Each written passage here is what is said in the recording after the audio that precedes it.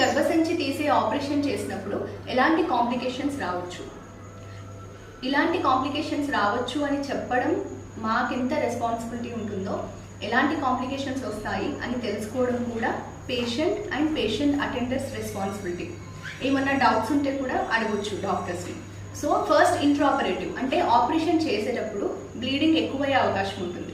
Along with that ఇదివరకు ఏమైనా పొట్టపైన operations జరుగుంటే like caesareans కానీ అపెండిసెక్టమీస్ కానీ ఇలాంటి ఇంకేమైనా ఆపరేషన్స్ జరుగుంటే బవల్ అడెహెషన్స్ అంటే పెద్ద పేగులు చిన్న పేగులు అడెహెషన్స్ ఉండడం వల్ల బవల్ ఇంజురీ ఛాన్సెస్ కూడా ఉంటాయి.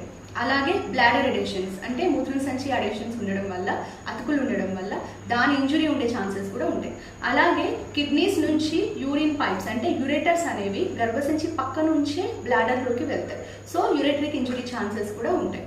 ఇవన్నీ ఇంట్రాపరేటివ్ కాంప్లికేషన్స్.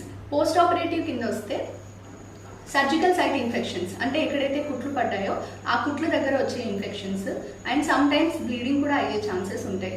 ఎక్కడైతే మనం సర్జరీ చేసామో అక్కడ బ్లీడింగ్ అయ్యే ఛాన్సెస్ ఉంటాయి.